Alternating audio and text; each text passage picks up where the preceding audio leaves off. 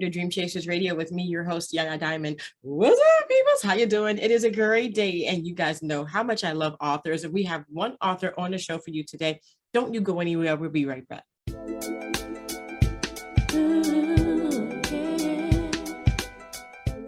Welcome back to the show. So I want to thank you guys so much for tuning in London, in Africa, in Asia, in India, in Canada, South America, Mexico, United States, everywhere all over the world. We're getting 250,000 people watching per month. And I'm just so excited about that. I'm so excited to have you on the show as well. And just everybody that just tunes in, it's wonderful. Please follow us on YouTube, Dream Chasers Radio, follow us on Facebook and all that good stuff. And now that we've gotten that out of the way, we got Michele on the show. Michele is the author of Keeper of the Shroud. Am I correct? Yes. Awesome. So tell me, okay, so this is one of many books that you've done, and you started writing like a long time ago.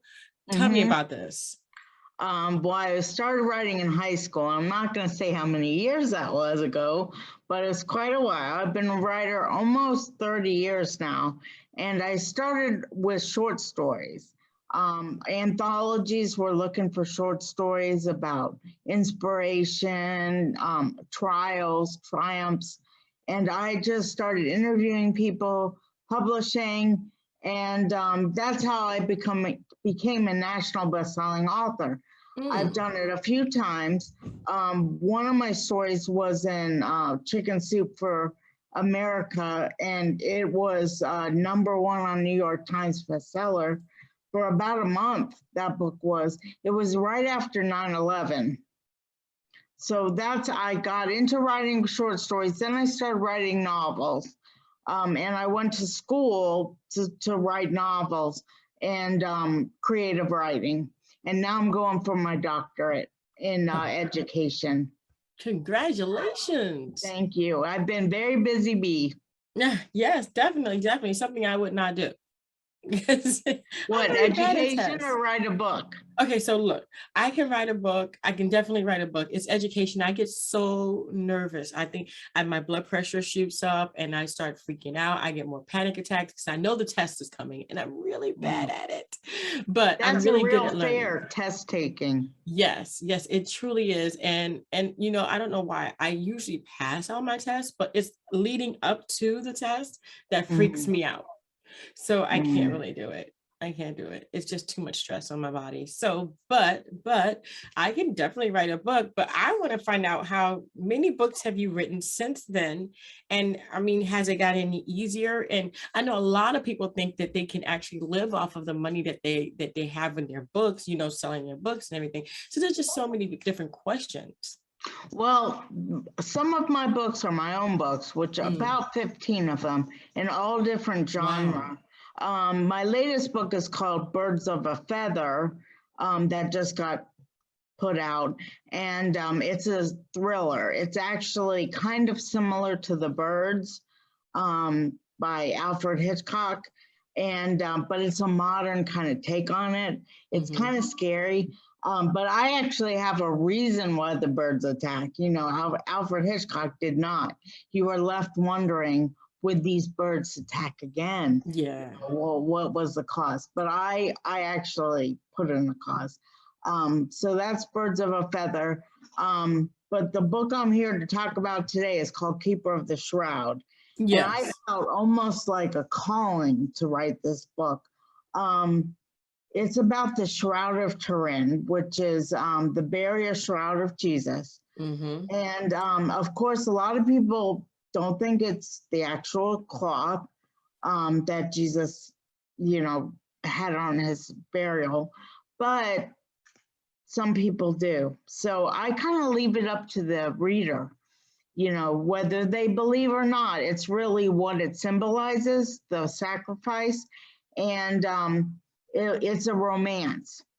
So without giving away too many spoilers, I'll just say that this shroud winds up in a horrible place where people don't believe, don't have any faith at all, and then miracles start to happen and people start to believe, and that causes a big problem in this castle because people were supposed to, they kind of like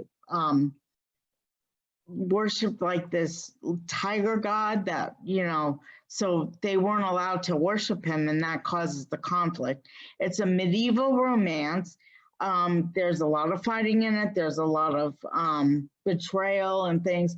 I kind of symbolize it to like The Last Kingdom or Game of Thrones. It's kind of like, a quest for power and who is right and who is wrong. And so if you're into those kind of readings, if you like medieval romances, definitely check out The Shroud of Turin. It also was picked up by Dream Books Media, which I think you're familiar with.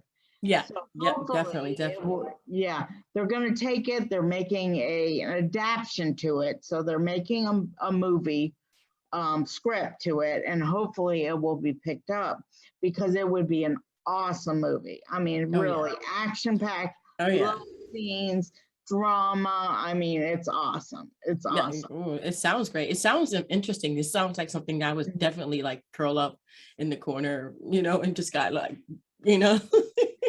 Well, even if you're not sure if you believe the Shroud of Turin is really the burial cloth or not, it's really about what the shroud symbolizes. And people start questioning, start studying the religion, and that's what causes all these problems in this castle, is people are turning away from the tiger god and going to Jesus.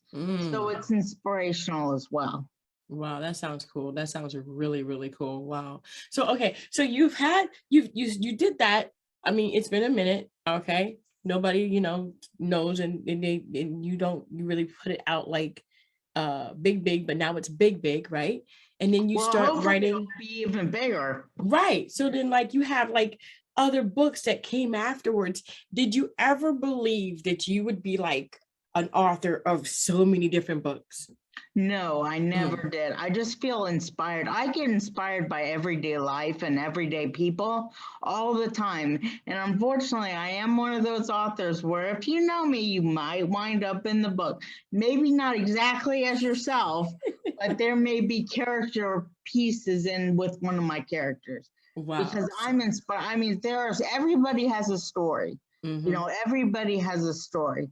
And, if you listen, it's awesome. You learn so much about people, how to overcome so many trials in your life. So I am inspired by everyday people and everyday situations overcoming, Yeah. Wow. So, okay. So what kind of character would I be if you were to write about me? You'd be a diva. Ooh, you would be a diva that all the girls would be jealous of, okay? Oh, goodness. All right? Why would they be jealous? I mean, I have nothing to be jealous of, I'm telling you. Queen or something. Oh, thank you. I feel all cool and stuff. Wow, okay. Well, let me know if you ever did. I go right ahead. Okay, thank you. I'm glad I got your permission, because I usually don't. I just do it. A lot of times, most people don't ever know. Because it's not exactly them, I would love to have a copy. Okay. If you do, I would love to have a copy. I would love to read it, because literally, you just never know what kind of influence you're having on other people. And I love to have that positive influence on other people, to inspire them to go after their dreams and their goals. And if they want to write a book based on me, fine, go ahead, just give me a copy of it. I would love to have it in my library, because I have a library in my front room, and I want it in the front room in my library. Wow, this is amazing to me. Okay, so you are inspired by everyday life. Living is amazing to you. How do you really truly see the world differently than other people then? Because I mean, that has got to be something that, really is a little bit different than someone just kind of going through life. You know what I mean? Well, as to be a good writer, you have to be a good people watcher. It's almost a hobby. Watch people, not stalkerish. That's a little too much. But you watch people and you can see so much just by watching them. You'll be in a restaurant and two people will sit next to you. They could be an older couple holding hands, and it just inspires you. Then you see a couple of people sitting, they don't even talk to each other. All they do is mess with their phones. So Yeah, I've seen everyday that. people are different, and you learn so much just by watching them and seeing how they react to certain situations.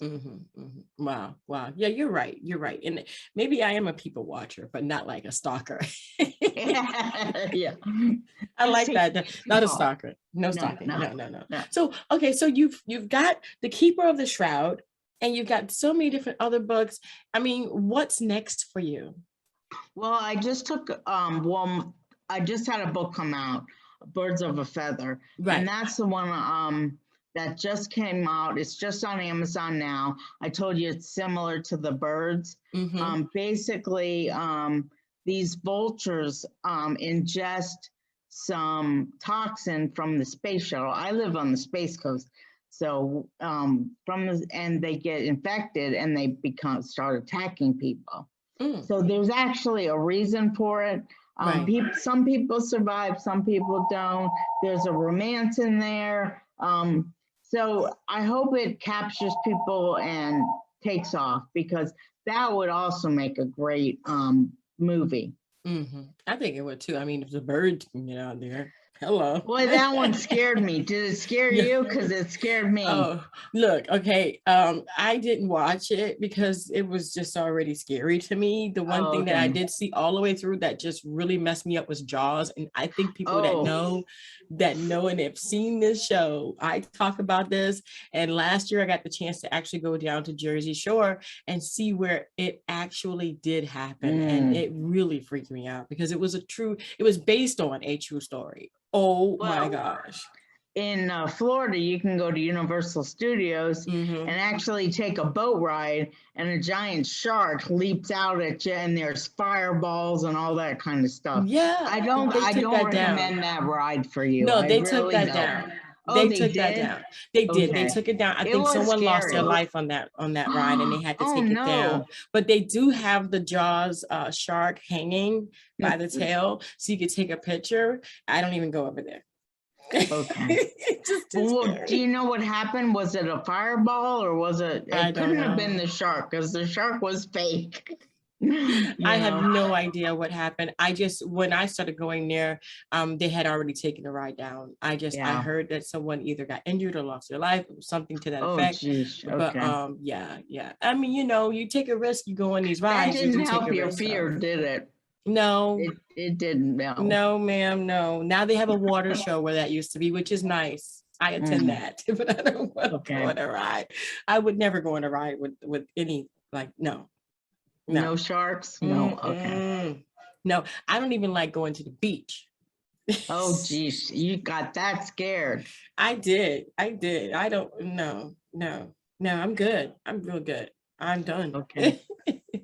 So, but I truly, truly love what you've done and your imagination. And, you have The Keeper of the Shroud, you have birds. Is it the birds or birds? Birds of a feather. Birds of a feather. Like birds of a feather flock together. Birds of a feather. Yes. Yeah. Yes. I got it. Awesome. Well, I want to thank you so much, Michele, for being on the show. Where can people find your books? Amazon.com. Just type in Michele Wallace Campanelli and my books will come up. Awesome. We're going to have all that information in the description box below, so that way that people can find it easier and go and if you like the books, you know what I'm saying? Look I also write children's books as well. You do? What? Yes, children's I books? do. Oh my gosh. So all of that is there? Yeah. Yes, it should be online, Amazon. I work with the Space Coast Symphony, and we put on a concert maybe once a year based off of one of my children's books, and he gets music that will go along with it, and we sometimes ship the kids in on buses, and it's so much fun. It's gotta be a lot of fun. Wow. Well, Michele, Ms. Campanelli, thank you so much for being on the show. Thank you for having me, Yaya. Anytime. And I want to thank you guys for tuning in, and don't forget to go ahead and go to that link down there and check it out for yourself. You just may find your children's books and your Keeper of the Shroud and Birds of a Feather and all of the other stuff that comes in between, because you know what? It takes time to write books.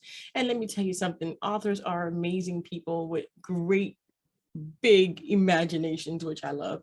And so you just don't want to miss out on this. Thank you guys again so much for tuning in, and don't forget to dare to be different. Until next time, guys. Bye.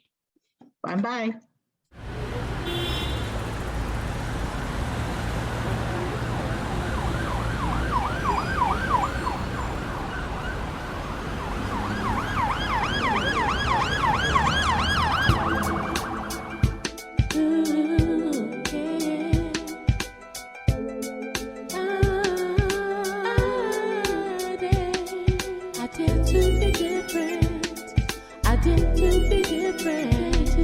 I